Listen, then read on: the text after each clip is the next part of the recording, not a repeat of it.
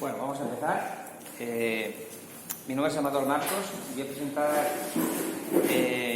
conclusiones de un libro que me llevó como 4 años llevar a este volumen de más de 700 páginas, que se titula La educación cuántica, un nuevo paradigma de conocimiento.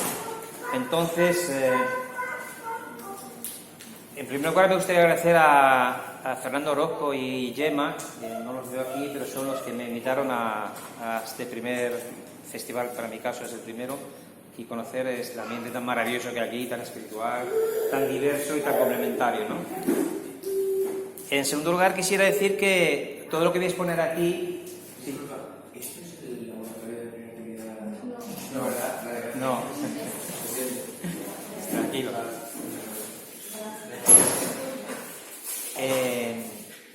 Como decía, me gustaría agradecer a Gemma, que está entrando ahora, y a Fernando, que está por ahí entrando también, ¿no?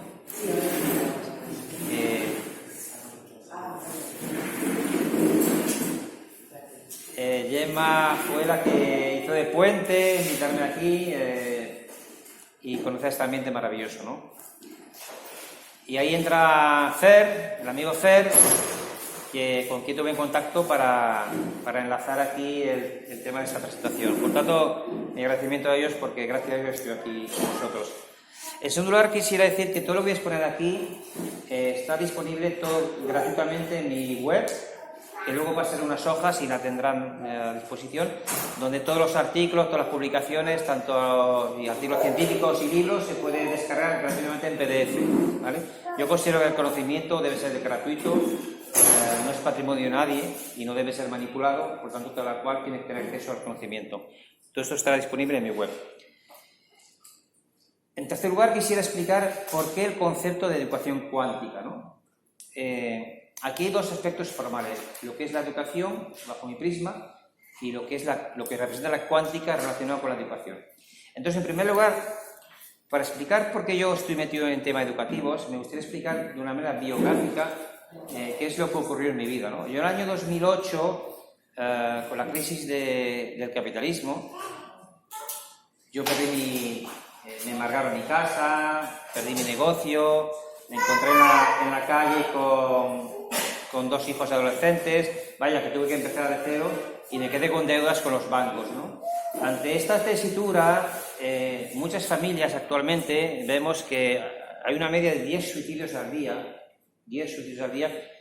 que son de 3.000 y pico al año, que no se hablan en los medios de comunicación. ¿Por qué no se habla de los suicidios? Porque sería hablar del problema del sistema. Hablan mucho en la televisión de los accidentes de tráfico que rocilos, pero en realidad hay más gente que pierde la vida por suicidios que por accidentes de tráfico.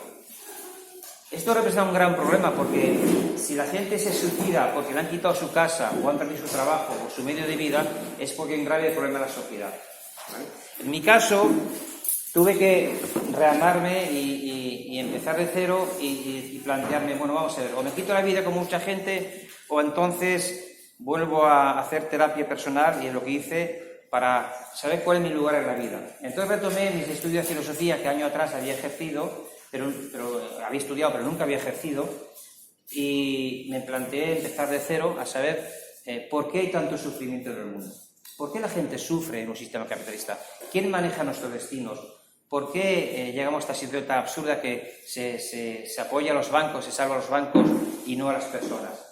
Todo esto hizo que me planteara, y con mis diversas investigaciones, que repito, están disponibles en mi web, publicación tras publicación, libro tras libro, artículo tras artículo, descubrí que en realidad nos están manejando, ¿no? Nos manejan desde la historia, manejan la educación, manejan la justicia, los políticos están vendiendo el poder, y detrás de eso hay oscuros intereses mafiosos, llámese multinacionales, dinero deuda, Illuminatis, llámese conspiraciones contra la humanidad. En realidad estamos viviendo una esclavitud, un poco como Platón ya lo decía en el mito de la caverna, ¿no? Pero nos toca despertar con el sufrimiento, como fue mi caso. Entonces me di cuenta de que para mí fue mi despertar de la conciencia, que luego hablaremos porque el tema de la conciencia va a ser el objeto de trabajo aquí. Fue mi despertar de la conciencia, donde vi frente a mí un sistema que nos manipula, un sistema que nos dice cómo tenemos que vivir, cómo tenemos que educarnos, cómo tenemos que subsistir. Y me di cuenta que yo no podía cambiar el mundo. Yo no podía cambiar a mis familias, mi entorno, mis hijos. Yo solo podía cambiarme a mí mismo. Y volví a los principios socráticos que decía, aquel que quiere cambiar el mundo debe empezar a cambiarse por sí mismo. Con lo cual empecé a hacer un ejercicio de introspección en mí mismo, conocerme a mí mismo y hacer un estudio de la evolución de la conciencia. Entonces aquí hay dos partes muy importantes que quisiera diferenciar. Una es el mundo que nos encontramos cuando nacemos y cuando nos encontramos frente a un mundo que es hostil, que nos manipula, que nos engaña, donde hay muchas teorías y hay muchas cosas que están pasando en el mundo aquí, pero todo esto lo voy a tratar en una segunda conferencia que será el sábado a las 7 de la tarde, porque es un tema ya de otra índole, más complejo, porque hay diversas teorías y se refiere al mundo exterior, digamos, ¿no? Hoy vamos a tratar el mundo interior, el mundo de la conciencia interna, y entonces este mundo hace alusión a trascender el ego. ¿Por qué hay que trascender el ego? Porque justamente lo que nos maneja en el mundo exterior es el egoísmo. ¿Qué es el neoliberalismo? ¿Qué es el capitalismo? Sino el ego de unos pocos señores que llaman el 1%, que manipulan todas las estructuras de dominación para manipular nuestras vidas. Y esto en el fondo hay un egoísmo, ¿no? El típico ego. El ego no es que sea bueno y malo. El ego es una capa de nuestra personalidad que nos permite movernos por el mundo mediante lo que creemos que somos, nuestro sistema de creencias, ¿no? Pero los que buscan el poder, la riqueza y manipular a los demás, se cree que son los dueños del mundo, ¿no? Pero esto lo trataremos, digo, el sábado. Hoy vamos a tratar de introducir la espiritualidad en la educación, para que nuestros hijos no estén sometidos a los mismos designios que hemos estado nosotros o nuestros padres.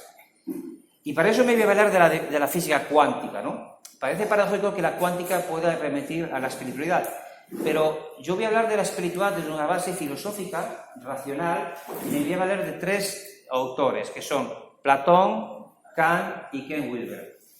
Platón y Kant son muy conocidos en la historia de la filosofía, no voy a referirme ahora a ellos, pero Ken Wilber es un filósofo que es muy desconocido en el mundo académico, por lo menos. Es muy conocido a nivel mundial. Ken Wilber es un filósofo americano que une toda la filosofía occidental y hace una síntesis con la filosofía oriental, con el budismo, el zen, el hinduismo, todas las filosofías orientales. Y hace una síntesis entre la epistemología, es decir, la teoría del conocimiento, cómo conocemos lo que conocemos y sabemos si es cierto ese conocimiento. O sea, no tenemos que fiar un conocimiento que nos dice el sistema como es. O hay un camino interior, un camino que se llama hermenéutica, que es interpretación de cómo debemos ver el mundo. Es un camino espiritual interior. Por tanto, es muy importante diferenciar aquí dos caminos, que es el principio del dualismo. El camino exterior, ese mundo que nos encontramos cuando nacemos y evolucionamos en él, y ese camino interior que tenemos que descubrir. Hoy vamos a tratar el camino interior, el camino de la evolución de la conciencia. Y eso marca un camino hacia un nuevo paradigma del conocimiento, porque hasta ahora la espiritualidad entregada a la educación, que yo sepa, no ha sido muy potenciada, excepto ahora que muchos colegios están introduciendo la meditación, porque sabemos que la meditación, científicamente se ha demostrado que los niños se vuelven más empáticos, más colaborativos e incluso reduce la violencia escolar, conocida como bullying, ¿no? Entonces este cambio de paradigma es un cambio de conciencia. Y todos estamos sometidos a una evolución de la conciencia. Desde que nacemos hasta que morimos, hay una evolución de la conciencia, que es lo que Ken Wilber ahora a continuación voy a desarrollar. En ese cambio de conciencia hay un punto de inflexión que es el despertar de la conciencia, que luego aludiremos a él, ¿de acuerdo? Lo importante ahora aquí en esta introducción es ver que podemos diferenciar dos mundos. Uno, el mundo exterior, los poderes fácticos, las religiones, los Illuminatis, los que manipulan los bancos, los que manipulan los lobbies, que esta mañana el amigo Neil lo explicó muy bien.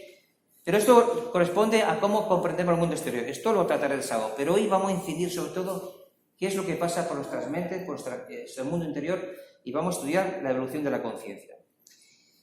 Dejando ya esto claro, vamos a entrar en materia.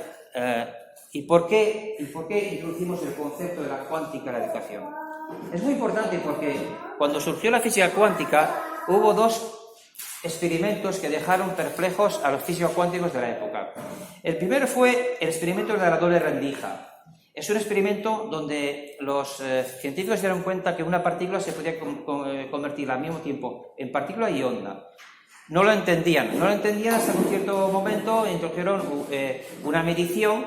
No olvidemos que la ciencia siempre se ha desarrollado desde Kepler y Galileo en medir la realidad, por eso la biología, la química, la medicina, todas las ciencias que conocemos son un reduccionismo de la naturaleza donde lo que se ha dedicado es a medir.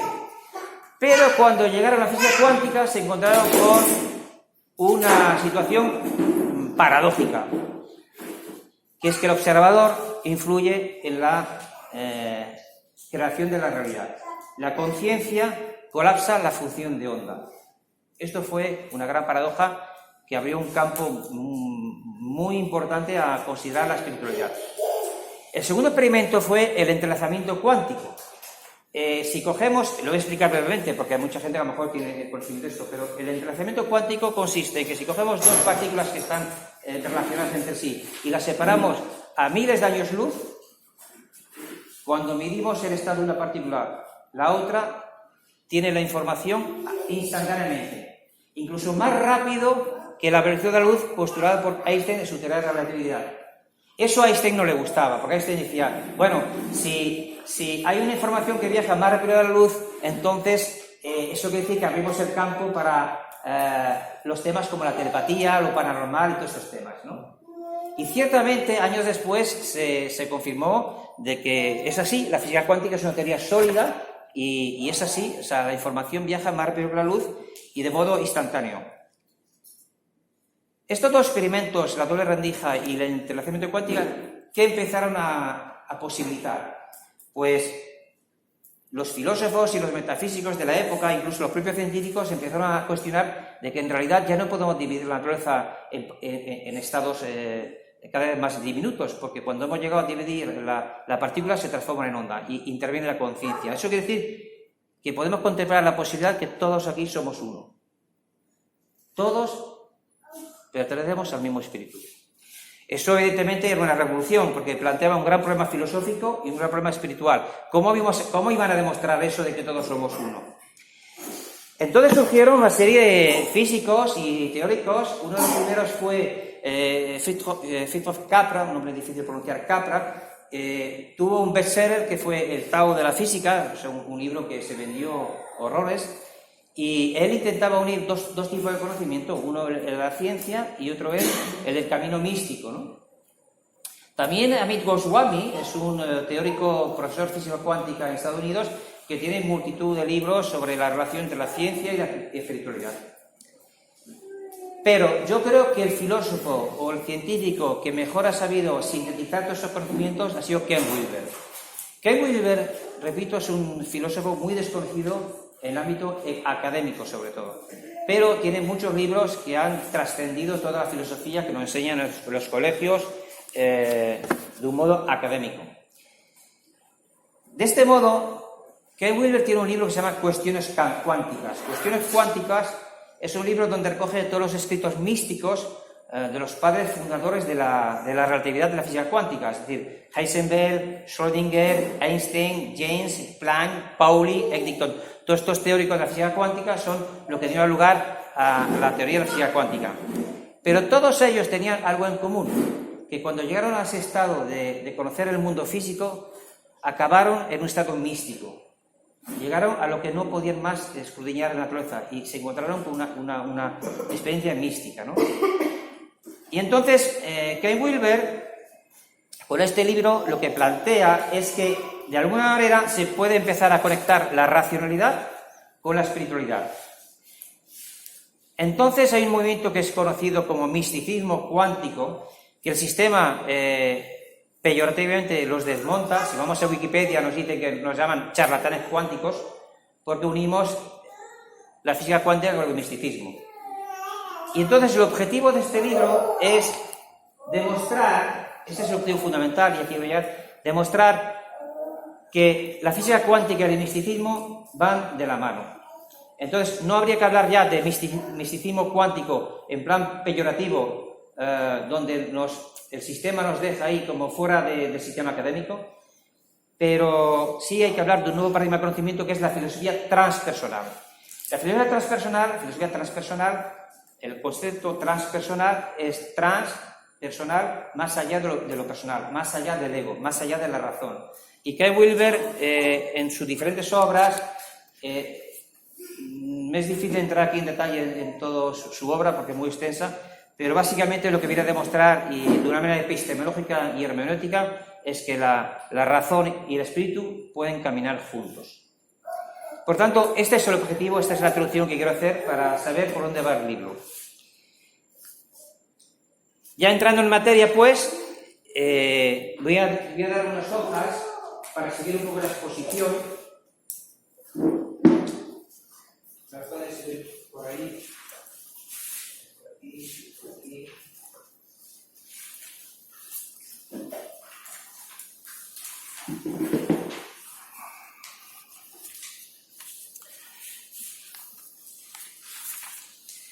Bien, resumir un libro de más de 700 páginas que a mí me ha llevado como 4 años acabarlo. La primera versión empezó con 300 y pico páginas, pues he tenido que documentar mucho sobre física cuántica, psicología, espiritualidad, filosofía, etc. Entonces aquí voy a dar un resumen introductorio, repito que todo esto lo pueden sacar en PDF en la web. Y para entrar en este resumen, hay un esquema que está la hoja de atrás, que voy a tratar de dar una pincelada para que vean por dónde va el tema de la investigación. Es un esquema epistemológico, es decir, cuando hablamos de epistemología, para que no conozca el término, la epistemología en la rama de filosofía es la teoría del conocimiento. ¿Cómo sabemos lo que sabemos si es cierto? ¿O nos lo dice la ciencia o nos lo dice un conocimiento revelado como postulan las religiones? Bueno, yo he arrancado de 3 presupuestos, que es la razón, que es el yo, la naturaleza, que es el ello, y el espíritu, que somos el nosotros. Estos 3 conceptos no son míos, arrancan en Platón, y Kant, con sus 3 críticas, los diferencia, las 3 críticas de Kant. Entonces, la razón, el yo, cuando se enfrenta a su mundo exterior, recordemos la teoría aquí que estamos hablando, que es hay un mundo exterior y un mundo interior. Cuando nos enfrentamos al mundo exterior, ¿qué es lo que ha hecho la ciencia? Intenta explicar la naturaleza. Y ahí se produce un dualismo, el dualismo entre el yo, que quiero conocer el mundo, la naturaleza, y la naturaleza por conocer. Y ahí es donde surgió el materialismo científico, donde el científico quiere conocer la naturaleza, dividiendo, parcelando en diferentes ciencias. Pero por otro lado, en la tradición filosófica, espiritual y trascendente, hay un espíritu que es el que mora en todo cada uno de nosotros. En principio, todos nosotros arrancamos en la fuente, o Dios, o el espíritu. El gran dilema aquí es que los materialistas científicos siempre han achacado que Dios no existe, porque para ellos la conciencia surge de la materia, es un conglomerado de moléculas, de átomos que se forman la conciencia, por eso buscan la conciencia en el cerebro. Ken Wilber es muy importante aquí, nos dice, el cerebro está en la naturaleza, pero la conciencia no está en la naturaleza, la conciencia está en el interior, es algo mucho más profundo, es algo introspectivo. Es lo que ya decía el antiguo griego, conócete a ti mismo y conocerás a los dioses. Entonces nos planteamos aquí que hay 2 modos de conocimiento. El conocimiento exterior y el conocimiento interior. Son 2 modos de saber. Por tanto, tenemos un racionalismo que es pragmático, que nos remite al mundo exterior, y por tanto hay un mapa sociológico, un mundo externo, que repito, esto lo voy a tratar el sábado en otra charla. Y hoy nos vamos a encargar del racionalismo espiritual, es decir, esa razón que mira el espíritu, y eso es un mapa psicológico, es decir, esto requiere una introspección dentro de nosotros, y eso es el mundo interno. Por tanto, a partir de estos 2 modos de conocimiento, el mundo exterior y el mundo interior, tenemos dualismos que se van produciendo a medida que vamos avanzando en la investigación. En el libro argumento una serie de paradigmas que se van desarrollando, que son extensos y voy a resumirlos, que son los cambios de paradigmas que vamos desde el materialismo hacia el idealismo, el cambio de paradigma que he explicado antes de la física clásica a la física cuántica.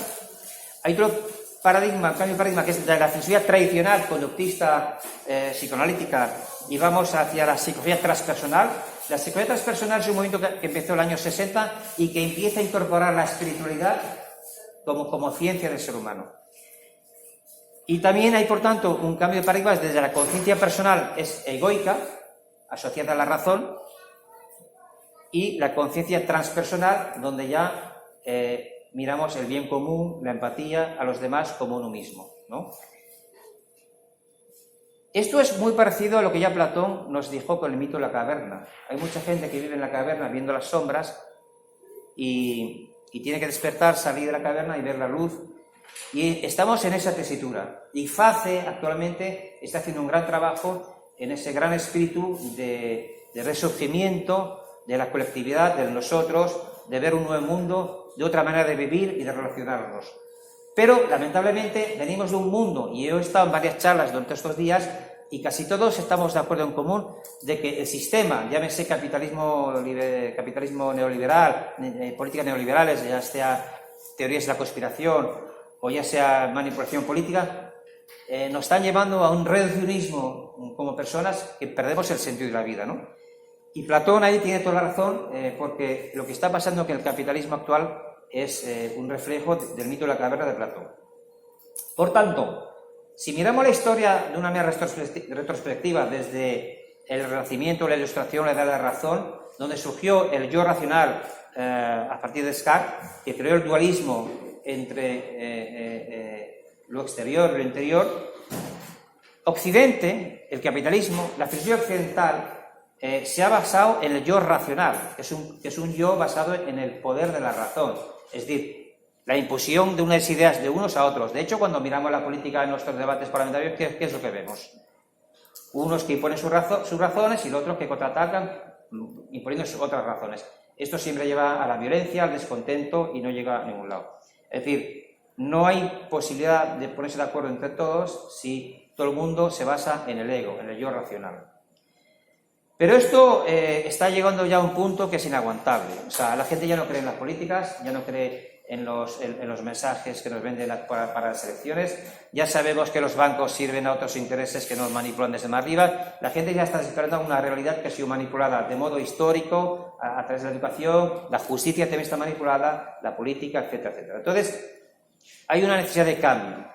Aquí FACE es una organización pionera porque está mirando hacia el espíritu colectivo, hacia el amor, hacia qué es lo que podemos aportar cada uno de nosotros desde la diversidad para sentirnos unos en este cambio. Pero eso requiere un cambio interior de cada uno de nosotros, que algunos lo hemos sufrido, lo hemos padecido o lo hemos reconocido nosotros mismos. Supone un cambio de que tenemos que trascender nuestras sombras, nuestros traumas que arrancamos del sistema, desde la historia, y tenemos que cambiar interiormente. Esto viene a ser un camino ascendente hacia la sabiduría. Entonces, habría que estudiar perfectamente qué es la conciencia, a dónde arranca la conciencia, hacia dónde va la conciencia, porque la conciencia es un término que todo el mundo habla mucho, pero no hay verdaderos científicos específicos que traten la conciencia de una manera metodológica. Para mí, Ken Wilber es el filósofo actual que es considerado el Einstein de la conciencia, aunque no se dé sus libros y sus conocimientos en las facultades. Es un Einstein de la conciencia porque trata el tema de la conciencia desde un punto de vista histórico, metafísico, religioso, incluso apunta a la educación y apunta a un camino interior. Y él introduce el concepto de meditación para conectar interiormente. Por tanto, este es un esquema que es el que ya tenéis en la segunda hoja para ver un poquito por dónde va la disertación y la argumentación del libro, porque vamos a entrar ya en nuestro mundo interior, ¿vale? Cada uno el suyo. Entonces ya entramos aquí en los objetivos del libro. ¿Cuáles son los objetivos del libro? En primer lugar, hacer una revisión de la historia. La historia no es como nos la cuentan los políticos y la educación, incluso los sociólogos. La historia no es así. La historia es manipulada porque hay intereses que manipulan. Cuando un niño nace en un sistema, nace a un sistema manipulado, ¿vale? Entonces, yo trato de demostrar que el misticismo cuántico, que explico anteriormente lo que es, debe ser considerado como filosofía transpersonal, por la simple cuestión de justicia histórica y epistemológica. Aquí se introduce la experiencia mística. Muchas personas han tenido experiencias místicas. Y hay que conectar esto con la filosofía perenne, que la filosofía perenne es una filosofía que subyace a todos los sistemas tradicionales orientales, occidentales y todas las religiones, que es una filosofía del misticismo, del conocimiento interior.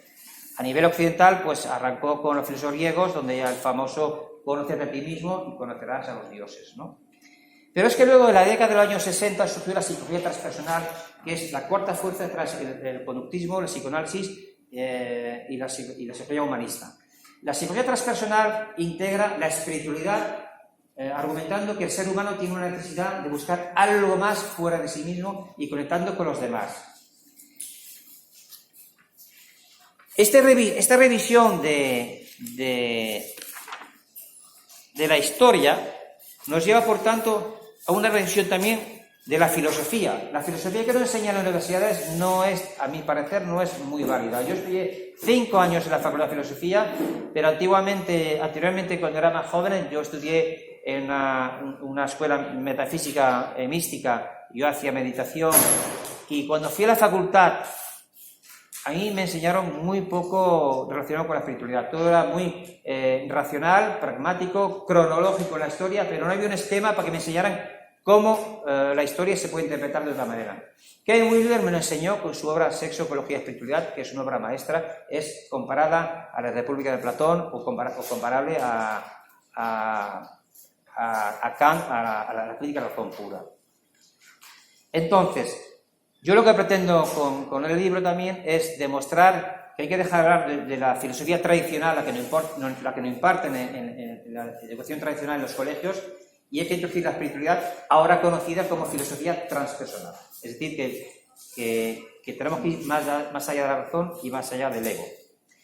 Claro, si eso se tiene en cuenta, que hay un nuevo paradigma de conocimiento que es la espiritualidad, y que además hay que trascender la filosofía tradicional, entramos en un contexto de choque epistemológico, porque hasta ahora lo que no han dicho cómo es la realidad son las ciencias tradicionales, la física, la química, la biología, todas estas, la psicología conductista. Claro, y yo lo que trato de introducir es precisamente un cambio de paradigma en el modo de pensar, donde esa razón que surgió a través de la ilustración y la de la razón debe reconciliarse con el espíritu que mora en cada uno de nosotros. Por tanto, eso representa un nuevo paradigma de conocimiento. ¿Cómo vamos a explicar que hay una nueva manera de conocer a través del espíritu? La relacionalidad, por tanto, que está basada en el método científico, debe encontrar su contraparte con la espiritualidad, que en cierto modo es el conocimiento revelado que postulan las religiones. Pero en este modo yo voy a ir hacia un camino interior donde veremos que a través de la meditación hay una voz interior que nos habla. ¿De acuerdo? Y esto Ken Wilber, en su obra Sexo, Ecología y Espiritualidad, lo ha explicado de una manera epistemológica como 2 modos de saber. En realidad hay 2 modos de saber. Uno es el conocimiento exterior, que es la metodología científica, todas las ciencias, pero hay otro modo interior que es la intuición interior, que es la conexión interior con las emociones, con nuestra alma. Enseñar esto ya es un cambio de paradigma, porque estamos diciendo que hay otra forma de conocer. Por tanto, lo que yo pretendo desde mis postulaciones es hacer a los niños que se empoderen conscientemente, porque como decía Jesucristo, uno de los místicos más reconocidos en la historia, que es la verdad os hará libres. Y por tanto, nuestros niños tienen que saber la verdad cuando vayan creciendo en este mundo, quién nos manipula, quién nos engaña, cómo puedo acceder a este mundo interior, qué es lo que podemos saber. Y esto tiene que ver con el despertar de la conciencia. Hay un punto de inflexión que luego veremos en las fases que nos explica Ken Wilber, que hay un punto de inflexión donde despertamos la conciencia. Dejamos de estar en el ego y pasamos a ver a todo lo demás como una unidad de conciencia y donde lo vemos todos como iguales. Claro, si decimos que hay que cambiar la filosofía, si decimos que hay que cambiar la educación introduciendo la espiritualidad, eso implica otro cambio de revisión, que es el revisar la pedagogía que estamos dando en los colegios. Pero es que esto ya se está dando, porque muchos colegios están dando la meditación. En España hay más de 200 colegios que están dando meditación. En Inglaterra ahora actualmente van a empezar 300 colegios dando lo llaman mindfulness ahora porque está un poco descafinado por el tema, porque el sistema siempre se quiere apoderar de estas cosas, pero es meditación. Y ¿Qué es lo que nos procura la meditación? Cuando un niño empieza a meditar, ¿cuáles son los beneficios? Y eso está demostrado científicamente por estudios científicos realizados en Estados Unidos con creo que es el Instituto de Massachusetts. La meditación aplicada prácticamente en los centros escolares tiene espectaculares resultados. Por ejemplo, estimula la creatividad de los niños, ayuda en el desarrollo de la inteligencia emocional, reduce la violencia, que es conocida como bullying, mejora los procesos de aprendizaje, reduce la sobreestimulación que tenemos de la era propia de Internet, mejora la convivencia escolar. Por tanto, la meditación se convierte en un método de sanación trascendental, es decir, si podemos hacer que nuestros niños se conecten con los demás y se trasciendan a sí mismos, podemos hacer que los niños se trasciendan a sí mismos desde la infancia. Pero es que estamos volviendo ya a la antigua Grecia. Ya Pitágoras decía, educad a los niños y no será necesario castigar a los hombres, que es lo que tenemos en el sistema que nos castiga porque no entendemos nada de nada. Y esto es lo que pretendo, a través de la meditación, que nuestros niños tengan una cosmovisión diferente. Este es el nuevo paradigma que está en ciernes de ser introducido. Por tanto, estamos ante un nuevo paradigma de conocimiento, estamos ante un cambio de paradigma psicológico, estamos ante una herramienta pedagógica como es la meditación, y esto nos lleva a que tenemos que cambiar nuestra forma de pensar, ante un nuevo paradigma de una nueva revisión psicológica. Y aquí es donde entra el trabajo de Ken Wilber, porque él nos dice, hay que trascender la conciencia personal que está basada en el ego, y evolucionar y trascender hacia la conciencia transpersonal. Es decir, hay que ir del yo, trascenderlo, dejar de pensar egoístamente y pensar en los demás, porque todos somos uno. Esto, en cierto modo, trastoca los planteamientos de la psicología tradicional. La psicología tradicional, conceptos como el yo, alma, la vivencia que tenemos cada uno de nosotros, la voluntad, la conciencia, la psicología tradicional lo elimina, porque no tiene explicaciones para los fenómenos psíquicos que tenemos interiormente. Pero, sin embargo, con el surgimiento de la psicología transpersonal, ya se incorpora la dimensión espiritual, de tal manera que buscamos la trascendencia a la naturaleza humana y a la existencia. Si tenemos en cuenta todo lo hecho hasta ahora, nos plantea otro cambio de paradigma, que es el paradigma educativo. Es decir, el sistema educativo se está transformando gracias a personas y colectivas que trabajan en favor del empoderamiento humano. ¿Qué es lo que estamos haciendo aquí en FACE si no es eso? Nos queremos trascender, unir, desde la diversidad encontramos todos como uno y buscar un mundo mejor para nuestros niños a través de la educación. Por tanto, esta revisión psicológica que pretendemos necesita incorporar la espiritualidad, porque el gran fracaso de la filosofía occidental es que no incorpora la espiritualidad, que esto es lo que Ken Wilber, es su gran baza, explica muy bien. Y Ken Wilber debería ser un autor que debería estudiar en las universidades, porque los chicos salen de las universidades con un corte racional, pero para ir hacia la individualidad, la competencia, la violencia, y no todo lo contrario, que es la empatía, la colaboración, etcétera, etcétera, ¿no? El amor a los demás, etcétera. Por tanto, estamos ante un nuevo paradigma educativo, y esto ¿a dónde nos lleva? Que nos tenemos que replantear quiénes somos como seres humanos. Es un nuevo paradigma también. Y aquí surge el nacimiento de una nueva conciencia. Cuando llegamos a este punto que como humanos nos planteamos nuestra existencia, estamos ante un nuevo nacimiento de una conciencia. El antropólogo Carbonell tiene un libro que se titula así, El nacimiento de una nueva conciencia, ¿no? Lo recomiendo su lectura porque es muy interesante. Bueno, hasta aquí hemos visto la primera parte que tiene la hoja, que se trata de los objetivos de la obra, ¿de acuerdo? Dicho de una manera resumida, todos tenemos un mundo exterior, todos cuando nos vayamos de FACE vamos a entrar en nuestro mundo, en nuestra vida cotidiana, donde vamos a enfrentar a cómo sobrevivir, cómo luchar, cómo nuestro jefe no hace la vida imposible, cómo no nos gusta que el banco nos persiga por las deudas. Eso es el mundo exterior. Pero cuando hemos venido aquí lo hemos dejado y hemos entrado en un mundo interior. Y ese mundo interior es que Ken Wilber nos lo va a explicar. Y vamos a hacer un ejercicio de adentrarnos en nuestra conciencia. Y vamos a ver que nuestros niños, y nosotros mismos cuando hemos sido niños, Hay unas pautas evolutivas que tienen 10 niveles de evolución de la conciencia.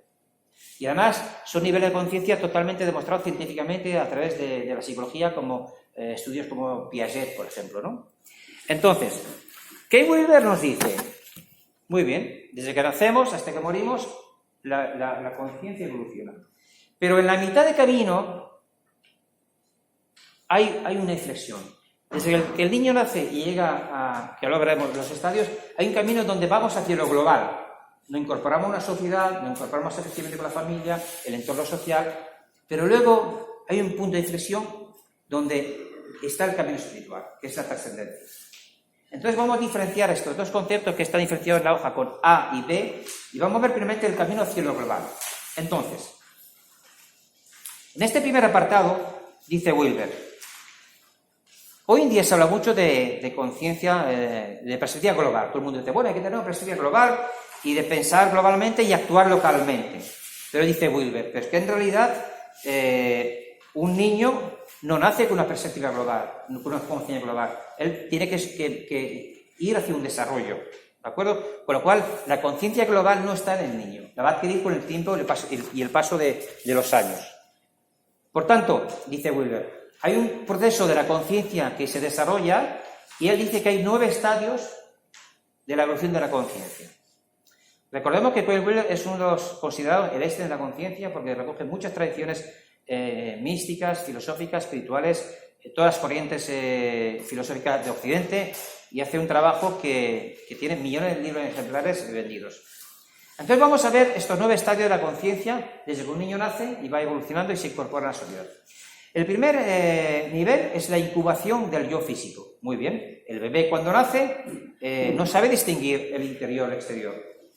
Recordemos que estamos aquí y he dicho, hay un mundo exterior y hay un mundo interior. El bebé cuando nace no sabe distinguir. Está fusionado, ese mundo interior y exterior está fusionado, no está diferenciado. Sin embargo, a los 4 meses de edad se produce algo tremendo. El niño muerde una sábana y no le duele, pero muerde su dedo y le duele. Y ahí ya diferencia el yo físico. Sabe que tiene un yo físico que él interactúa con él y lo diferencia, el yo físico, a través del dolor. El segundo nivel es el nacimiento del yo emocional. Como ahora ya puede diferenciar su yo físico del entorno físico, él se diferencia del entorno, pero todavía no puede diferenciar el yo emocional. Es decir, que él se identifica sobre todo con la madre, con los padres, con el entorno familiar. O sea, emocionalmente está fusionado con la familia. Sin embargo, en torno de los 15 a los 24 meses ocurre otro peldaño más. Y es que comienza a diferenciar su entorno emocional como ser que siente emociones. Y ahí es el nacimiento psicológico del niño. Ahí tiene un nacimiento psicológico. Ahí es donde se produce la enajenación entre el sujeto y el objeto, ¿no? Muchos autores llaman que es el origen de la conciencia fragmentada, ¿no?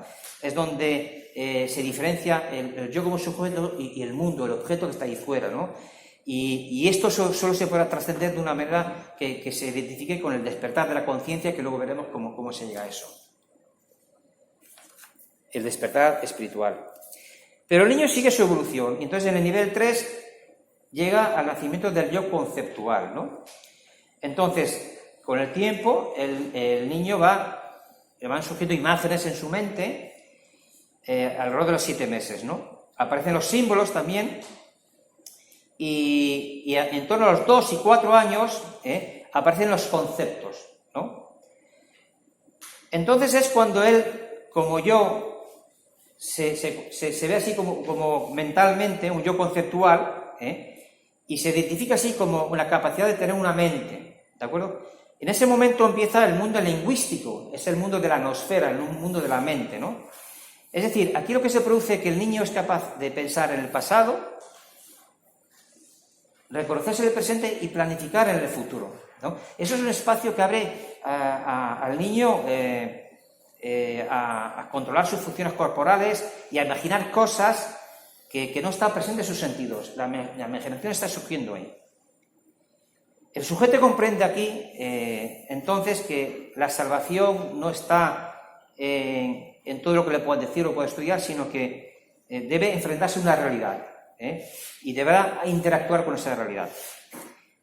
¿Y cómo se relaciona con esa realidad? Pues ahí viene el siguiente nivel, que es el nacimiento del yo-rol. En torno a los 6 o 7 años, mejor dicho, a partir de los...